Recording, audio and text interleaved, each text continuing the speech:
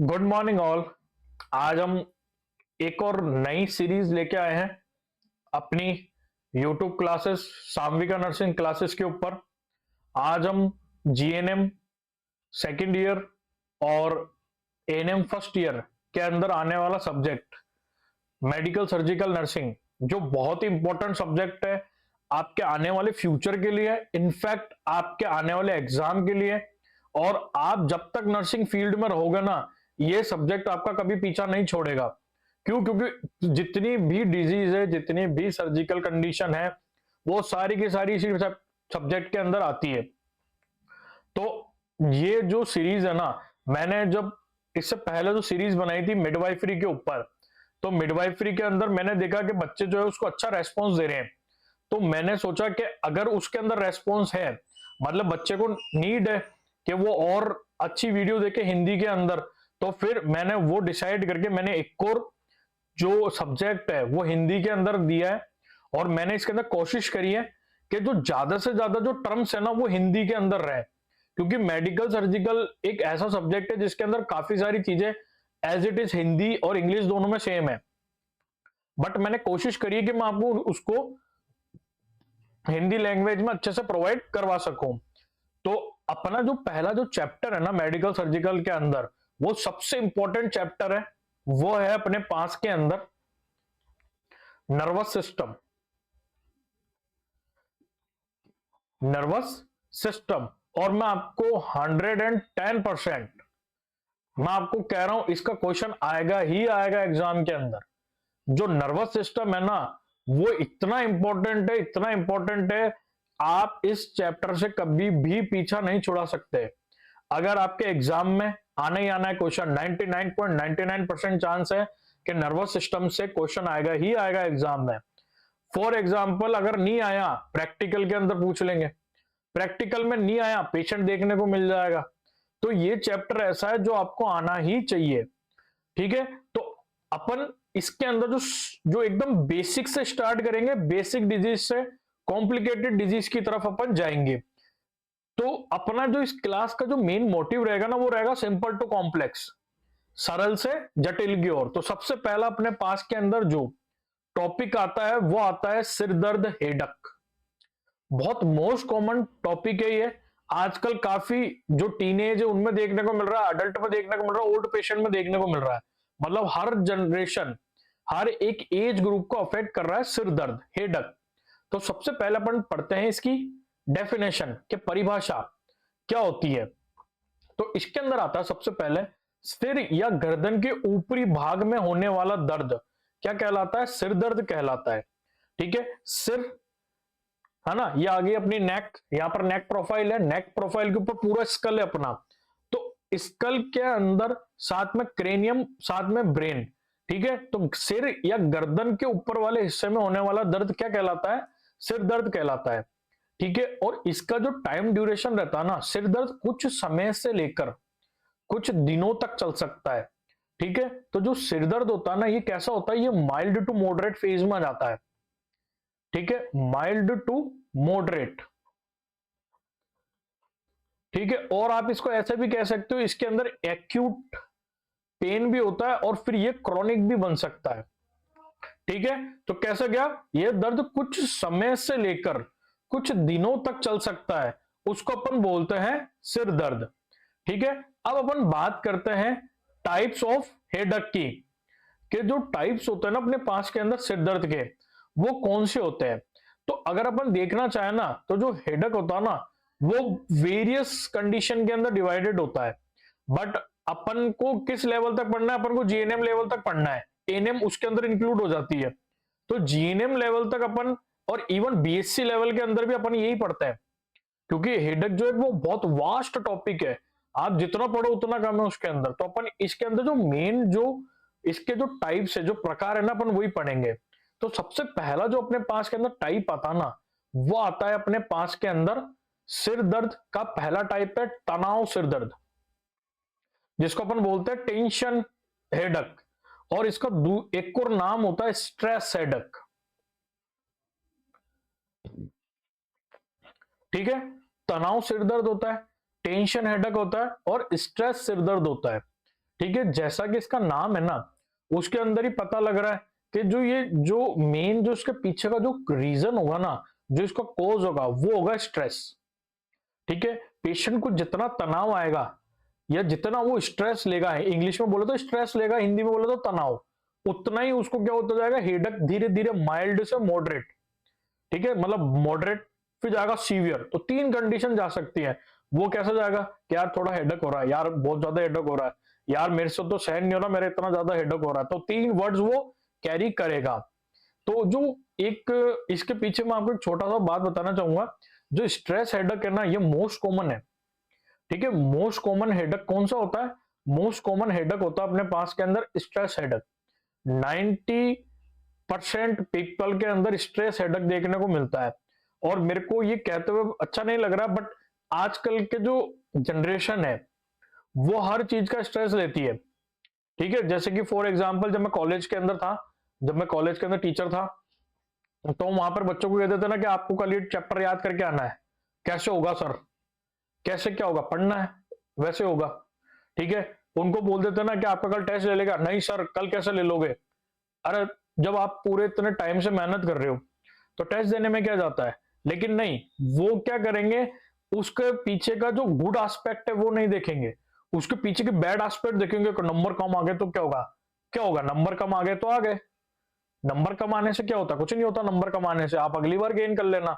But छोटी छोटी चीज का क्या लेंगे? स्ट्रेस लेंगे। तो उसके कारण क्या है ना, जो टेंशन हेडेक है ना, बहुत मोस्ट कॉमन बनता जा रहा है।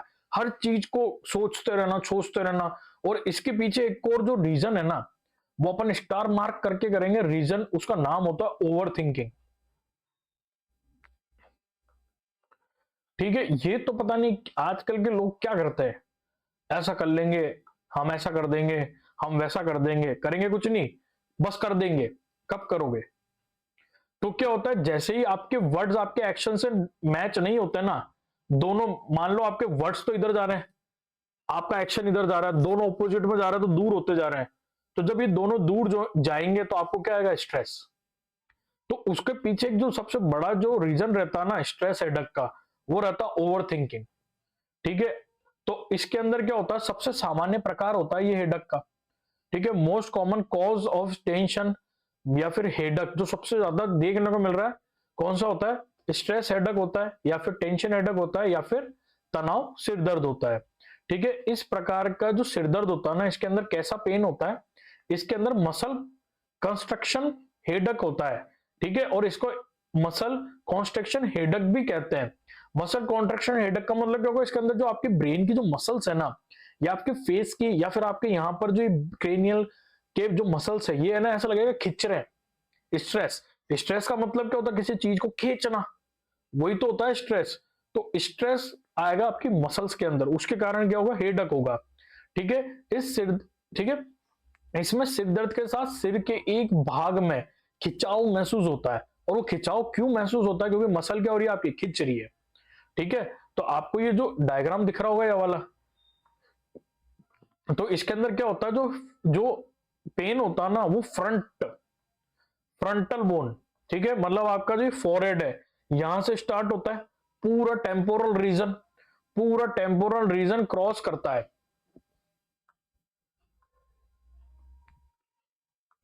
ठीक है, ये देखो, ये पूरा बैंड बना हुआ है ये। ठीक है, तो क्या हुआ? फोरहेड से पूरा टेम्पोरल रीजन का पूरा ऑसिपिटल बोन, मतलब पूरा ऑसिपिटल रीजन पीछे तक पूरा है, जो अपना स्कल है ना, उसके अंदर क्या होगा? पेन होगा। ठीक है, तो ये क्या होता है? ये होता है टेंशन हेडेक। अब आता है अपने पास के अंदर नेक्स्ट टाइप। ठीक है, ये होता है क्लस्टर हेडेक, जिसको अपन बोलते हैं क्लस्टर सिरदर्द या क्लस्टर हेडेक। ठीक है, ये इतना कॉमन नहीं होता है, बट सबसे सीवियर यही होता है। ठीक है, ये मैं आपको ना, आप ये समझ सकते हो, मेरा लाइफ एक्सपीरियंस है कि ये जो पेन होता है ना, ये जिसको होता है ना, उसको पता होता है इसकी क्या वैल्यू है। मतलब जब ये पेन होता है ना, तो वो कुछ नहीं देखता है, उसको सिर्फ ये चाहिए कि मेरे को बस अकेला छोड़ दो जब ये पेन होगा। ठीक है, ये क्रॉनिक पेन होता है, क्रॉनिक को आप ये भी बोल सकते हो, ये सीवियर पेन होता है। ठीक है, सीवियर पेन होता है ना। और क्या होता है, इस पेन के अंदर सिर के एक हिस्से में होने वाली सिर्फ सिरदर्द है जो अन्य लक्षण जैसे आंखों में और नाक में खुजली जैसे लक्षणों के साथ आता है। मतलब ये पेन होगा, साथ में आंखें भी जलेगी, ठीक है, और नाक के अंदर भी खुजली खाएगी, ठीक है। और इसका जो सबसे इंपॉर्टेंट जो फीचर होता है ना, इसके अंदर आई पेन होता है। कैसा पेन होता है? इसके अंदर आई पेन होता है। अब आप इमेजिन करके देख लो कि आपके आंख की जो आई बॉल है ना, उसके अंदर पेन हो रहा है, तो वो पेन कितना सीवियर होगा, ठीक है। और अगर मैं आपको अच्छे से बताना चाहूं ना, जो क्लस्टर हेडेक होता है ना, ये वन टाइप होता है, मतलब एक टाइप होता है माइग्रेन का। जो माइग्रेन हेडेक होता है ना, उसका एक टाइप होता है क्लस्टर हेडेक। बट अपन इसको अलग से पढ़ते क्योंकि ये बहुत इंपॉर्टेंट होता है, ठीक है। और जो क्लस्टर हेडेक होता है ना, ये पुरुषों में बहुत कॉमन होता है, मेल्स के अंदर बहुत देखा जाता है अपना क्लस्टर हेडेक। स्ट्रेस हेडेक सब में कॉमन है, बट अकॉर्डिंग टू मेल सबसे ज्यादा मेल में कौन सा देखा जाता है? क्लस्टर हेडेक देखा जाता है, ठीक है। अब आता है अपने पास के अंदर most important type, most important, ठीक है। ये तो आपको छोड़ना ही नहीं छोड़ना है, पढ़ना ही पढ़ना है। अपने पास के अंदर आता है माइग्रेन, माइग्रेन हेडेक, ठीक है, माइग्रेन हेडेक। आप ये समझ लो, अगर आपके पास के अंदर कोई पेशेंट आया, उसने बोला हेडेक हो रहा है, 90% स्ट्रेस, स्ट्रेस रिलीव कर दो, हेडेक खत्म हो जाएगा।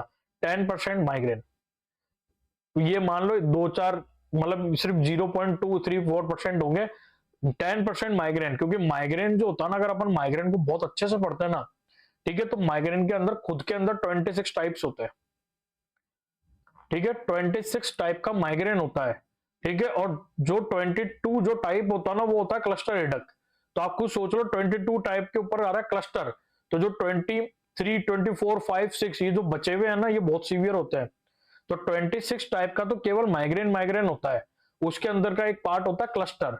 तो जो माइग्रेन होता है ना, ये न्यूरोलॉजिकल डिसऑर्डर होता है। न्यूरोलॉजिकल डिसऑर्डर का मतलब इसके अंदर कहीं ना कहीं ब्रेन इन्वॉल्व है, कि ब्रेन में कुछ ना कुछ दिक्कत हुई है, इसके कारण क्या हो रहा है?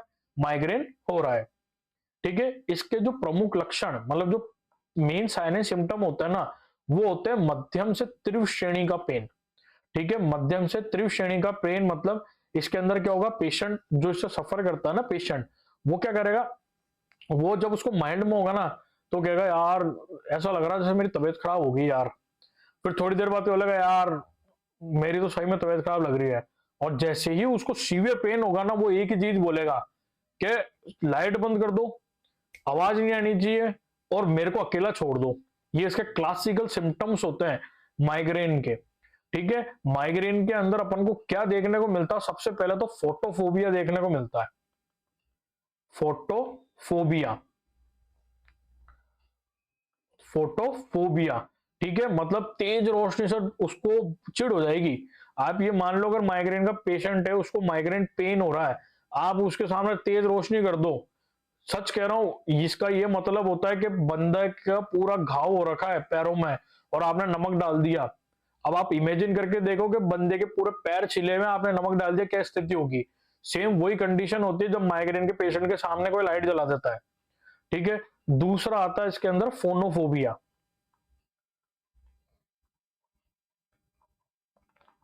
क्या होता है? वो होता है फोनोफोबिया। फोनोफोबिया का मतलब ये नहीं कि उसको फोन से डर लगेगा, उसको आवाज से दिक्कत होगी, ठीक है। तो इसलिए मैंने एक वर्ड यूज करा था कि लाइट बंद कर दो, गेट बंद कर दो, मुझे अकेला छोड़ दो। मतलब मुझे कुछ भी नहीं सुनना, ना मुझे कुछ देखना है, मुझे सिर्फ शांति चाहिए और एक काम एनवायरनमेंट चाहिए, जब जाके मैं ठीक होऊंगा। तो ये दो क्लासिकल सिम्टम्स होते हैं माइग्रेन के, ठीक है। और जो माइग्रेन पेन होता है ना, वो सबसे सीवियर होता है। वो पेन होता है केवल और केवल आई ऑर्बिट के पास में, ठीक है। इसके बहुत सारे टाइप होते हैं, मैंने आपको बताया ना, मैं आपको केवल माइग्रेन के बारे में बताऊंगा, 26 टाइप के बारे में नहीं बताऊंगा। तो जो माइग्रेन पेन होता है ना, वो होता है आई ऑर्बिट के पास में। और आप ये मान लो, आई ऑर्बिट के पास में होने का मतलब आई बोल में भी पेन होगा। और आई बोल के अंदर जो पेन होता है ना, वो होता है थ्रोम्बिक पेन, ठीक है। पेन का जो फीचर होता है वो कैसा होता है? थ्रोम्बिक पेन। थ्रोम्बिक पेन होता है। थ्रोम्बिक पेन का मतलब, जैसे कि मान लो ये नाइफ है, ये मेरा हाथ है, 1, 2, 3, 4, मतलब क्या करा? कोई आया, चक्कू मारा, बाहर निकाल लिया, फिर चक्कू मारा, फिर बाहर निकाल लिया।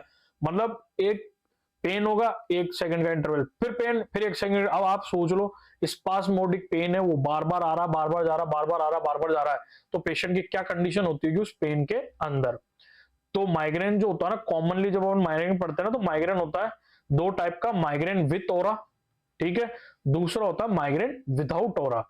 माइग्रेन विथ ऑरा का मतलब होता है पेशेंट को अपने बारे में सब पता होता है, क्या आज मेरी तबीयत खराब होगी क्योंकि मैंने क्या किया था, मैंने अपनी लाइफस्टाइल चेंज कर दी थी, मैंने बाहर का खाना खा लिया था, मेरा जीआई अपसेट हो रखा है, और आज मुझे ऐसा लग रहा है मेरे पेन हो रहा है सर में, तो डेफिनेटली मेरे को क्या होगा, माइग्रेन होगा। माइग्रेन विदाउट ऑरा के अंदर क्या होता है, पेशेंट को कुछ पता नहीं होता, वो गया अपना काम कर रहा है, ठीक है, और अचानक उसको लगा कि यार कुछ तो गड़बड़ है, और मुश्किल से 10-15 मिनट में उसको क्या स्टार्ट हो जाएगा, माइग्रेन पेन स्टार्ट हो जाएगा। तो वो होता है माइग्रेन विदाउट ऑरा। और जो माइग्रेन होता है ना, इसके अंदर जब एक बार पेन होता है ना, तो पेशेंट कम से कम 2 दिन तक अपनी जो डेली एक्टिविटी ना वो नहीं कर पाएगा, क्योंकि बहुत सीवियर कंडीशन होती है माइग्रेन हेडेक के अंदर, ठीक है। अब आता है अपने पास के अंदर चौथा टाइप, पैथोलॉजिकल हेडेक, ठीक है। कौन सा आता है, वो आता है पैथोलॉजिकल हेडेक। पैथोलॉजिकल हेडेक है मतलब किसी ना किसी बीमारी के कारण है, ठीक है। इस प्रकार का माइग्रेन किसी और बीमारी के कारण देखने को मिलता है, मतलब कोई और डिजीज है उसके कारण क्या हो रहा है, पेशेंट को सिर दर्द हो रहा है। तो सबसे पहला आता है सिर की चोट, हेड इंजरी, ठीक है। किसी पेशेंट को हेड इंजरी होगी, उसके कारण हेडेक देखने को मिलेगा। हाइपरटेंशन, इंक्रीज बीपी, ठीक है, जब पेशेंट का बीपी हाई हो जाता है ना, तो उसके कारण पेन देखने को मिलता है। फिर आता है ब्रेन ट्यूमर, ब्रेन के अंदर ट्यूमर हो गया, तो क्या देखने वाला है, स्ट्रेस मतलब हेडेक देखने को मिलेगा। और जो हाइपरटेंशन होता है ना, इसके अंदर कैसा पेन देखने को मिलता है, ऑसिपिटल पेन देखने को मिलता है, मतलब ऑसिपिटल लोब में पेन देखने को मिलता है, जहां पर फीमेल चोटी बांधती है ना, वहां पर पेन होता है जब भी किसी को हाई बीपी के कारण क्या होता है, हेडेक होता है। अब अगर आपको कोई बोले कि यार मेरे सर के पिछले हिस्से में दर्द हो रहा है, तो आपको क्या करना है, सबसे पहले उसका बीपी चेक करना है। 99% उसका बीपी क्या आएगा, हाई होगा, इसके कारण उसको क्या हो रहा है, यहाँ पर पेन हो रहा है। अगर बीपी हाई नहीं मिल रहा, तो आपको उसको क्या बोलना है कि आपके कहीं गिर गए थे क्या, चोट लगी थी क्या, तो आपको पता लग जाएगा कि पेशेंट की क्या कंडीशन है। तो ये थे अपने पास के अंदर टाइप, 4 टाइप के अपन ने बात करी, tension headache, cluster headache, migraine और पैथोलॉजिकल हेडक। अब अपन बात करते हैं इसके कॉजेस क्या क्या होता है। पहला तनाव और चिंता, मतलब स्ट्रेस और एंजाइटी। मैंने आपको बताया था ना, हर चीज की छोटी से छोटी चिंता लेनी है लोगों को, है ना। और मेरे को सबसे ज्यादा हंसी आती है, पास में क्या हो रहा है उसकी भी चिंता है, कि वो क्या कर रहा है, वो क्यों नहीं कर रहा, वो ऐसा क्यों कर रहा है, हर चीज की चिंता। उसके कारण क्या होता है, हेडेक होता है। नींद में कमी, ठीक है, दिन भर स्क्रॉल, दिन भर स्क्रॉल करेंगे, रात को भी स्क्रॉल करेंगे, फिर एक दिन ऐसे टाइम जो आपकी लाइफ का टाइम है वो तुमको स्क्रॉल कर देगा, पता ही नहीं लगेगा भाई साहब कहां गए। तो इसलिए स्क्रॉल कम किया करो और सोया करो टाइम से और पढ़ाई करा करो। तो नींद की कमी, ठीक है, तेज धूप और शोर, ठीक है, बहुत ज्यादा लाइटिंग एनवायरनमेंट होता है ना, कि चकाचौंध हो रखी है, डिस्को के अंदर होता है जैसा लाइट झपझप करती है, यूं चलती है, तो उसके कारण भी माइग्रेन होता है। फीवर के कारण माइग्रेन होता है, सर्दी जुकाम के कारण माइग्रेन होता है, हाइपरटेंशन के कारण जुकाम होता है, हेडक होता है, सॉरी, हाइपरटेंशन के कारण भी क्या होता है, हेडक होता है, और डिहाइड्रेशन के कारण भी हेडक देखने को मिलता है। तो ये जो टाइप थे, ये थे अपने पास के अंदर कॉजेस थे अपने हेडक के, ठीक है। साइन एंड सिम्टम में क्या आता है, वीकनेस देखने को मिलती है, लेसिट्यूड, लेसिट्यूड मतलब ये मान लो पेशेंट थक जाएगा, थक जाएगा पेशेंट से काम नहीं होगा, डिप्रेशन, अगर बार बार उसको पेन हो रहा है, वो अपना काम नहीं कर पा रहा है, काम पे फोकस नहीं कर पा रहा है, तो पेशेंट डिप्रेशन में चल जाएगा।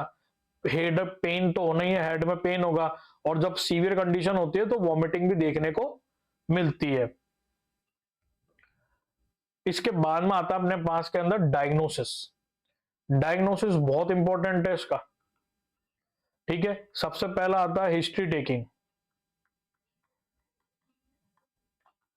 ठीक है। और जो माइग्रेन और जो हेडेक है ना, उसका डायग्नोसिस आप हिस्ट्री लेकर ही बना सकते हो। आप चाहे एमआरआई करा लो, चाहे सीटी स्कैन करा लो, जब तक हेड इंजरी नहीं है, ब्रेन ट्यूमर नहीं है, आप पता ही नहीं लगा पाओगे पेशेंट को क्या हो रहा है। तो इसका जो मेन जो डायग्नोसिस बनता है ना, वो हिस्ट्री टेकिंग से बनता है। आपको पूछना है कि आप कैसी डाइट ले रहे हो, ठीक है, वो डाइट अफेक्ट कर रही नहीं कर रही है, ठीक है। दूसरा आएगा कि आप कब सो रहे हो, कब जाग रहे हो, आपकी लाइफस्टाइल कैसी है ना, वो सब चीजें आपको आएगी। दूसरा था फिजिकल एग्जामिनेशन, फिजिकल एग्जामिनेशन करना है। उसके बाद में आता ब्लड टेस्ट, आप ब्लड टेस्ट कर सकते हो कोई इन्फेक्शन इन्फ्लामेशन तो नहीं है बॉडी के अंदर, एनीमिया तो नहीं है, मतलब खून की कमी तो नहीं है। यूरिन टेस्ट कर सकते हो यूटीआई के लिए, अदर टेस्ट भी होते हैं, ठीक है। आप सिटी करवा सकते हो, सिटी स्कैन हो सकता है पेशेंट के, और हो सकता है एमआरआई, एमआरआई करवा सकते हो। बट मेन जो रिलाय होगा वो किस पे होगा, हिस्ट्री टेकिंग के ऊपर होगा। अब अपन बात करते हैं ट्रीटमेंट। तो ट्रीटमेंट में जो बेसिक ड्रग्स आती है ना, सबसे पहले तो आपको क्या स्टार्ट कर देनी है, एस्प्रिन, ठीक है। एस्प्रिन पेन कम करेगी। पैरासीटामोल देनी है, पैरासीटामोल एंटी एनाल्जेसिक और एंटीपायरेटिक दोनों होती है। कोडिन देनी है आपको। अदर ड्रग्स के अंदर आता है एंटीएमेटिक, एंटीएमेटिक क्या करती है, वॉमिटिंग रोकती है। सिडेटिव, अगर बहुत ज्यादा कंडीशन खराब है पेशेंट की कि उसको इतना पेन हो रहा है उसको सहन नहीं हो रहा, तो आप सिडेटिव दे सकते हो, थोड़ी देर सो जाएगा। नार्कोटिक्स, ठीक है। नार्कोटिक्स ऐसी ड्रग्स होती है जिसके अंदर पेशेंट ना तो पूरा होश में होता है ना पूरा अनकॉन्शियस होता है, बीच की कंडीशन होती है। एंटी कन्वर्जेंट, ठीक है, सीजर को रोकने के लिए, मतलब ताड़ नहीं आ जाए उसको रोकने के लिए पेशेंट को एंटी कन्वर्जेंट देते हैं। और एंटी हाइपरटेंसिव ड्रग, जिसके कारण क्या होगा, बीपी कम, बीपी कम करने के लिए क्या देते हैं, एंटी हाइपरटेंसिव ड्रग देते हैं। और आपको एक चीज ध्यान रखनी है, जिस टाइप का हेडक होता है ना, ठीक है, तो अपन इसको ऐसा लिखेंगे, specific headache, specific headache need specific treatment, ठीक है। आरएक्स का मतलब ट्रीटमेंट, कि जिस टाइप का हेडक है ना उस टाइप का आपको ट्रीटमेंट देना है, क्योंकि सब हेडक का अलग अलग ट्रीटमेंट होता है। जैसे मान लो बीपी के कारण हो रहा है, बीपी बढ़ रहा है इसलिए हेडक हो, तो बीपी की दवाई देनी पड़ेगी। हेड इंजरी, तो पहले हेड इंजरी को सुधारो, उसके कारण ठीक हो जाएगा। माइग्रेन है तो माइग्रेन का अलग ट्रीटमेंट होता है। स्ट्रेस हेडक है तो स्ट्रेस को दूर करो, हेडक कम हो जाएगा। इसलिए मैंने क्या बोला, specific headache need specific treatment. अब अपन देख लेते हैं समरी, अपन ने क्या क्या पढ़ा इसके अंदर। अपन ने सबसे पहले बात करी थी डेफिनेशन की, कि जो माइग्रेन मतलब हेडेक होता है ना वो होता क्या है, ठीक है। उसके बाद अपन ने उसके टाइप्स पढ़े थे, 4 टाइप्स पढ़े थे अपन ने। पहला पढ़ा था अपन ने स्ट्रेस हेडेक, टेंशन हेडेक पढ़ा था। उसके बाद में अपन ने पढ़ा था क्लस्टर हेडेक, फिर पढ़ा था माइग्रेन हेडेक, फिर अपन ने पढ़ा था पैथोलॉजिकल हेडेक। फिर अपन ने देखे थे उसके कॉजेज, फिर उसके बाद अपन ने देखे थे साइन एंड सिम्टम, ठीक है। फिर अपन ने देखे थे डायग्नोसिस। डायग्नोसिस में मैंने आपको बताया था कि हिस्ट्री टेकिंग मेन रहेगा डायग्नोसिस के लिए, और लास्ट में अपन ने देखा था उसका ट्रीटमेंट। आई होप आपको मेरी वीडियो अच्छी लगी होगी। तो आप क्या करना, इस वीडियो को ज्यादा से ज्यादा शेयर करना, और ये कोशिश करना कि आप इसको जितना शेयर करोगे उतना ये जो बच्चे हैं उन तक पहुंच पाएगा। और एक चीज आपको हमेशा ध्यान रखनी है, चैनल को सब्सक्राइब करना ना भूलें।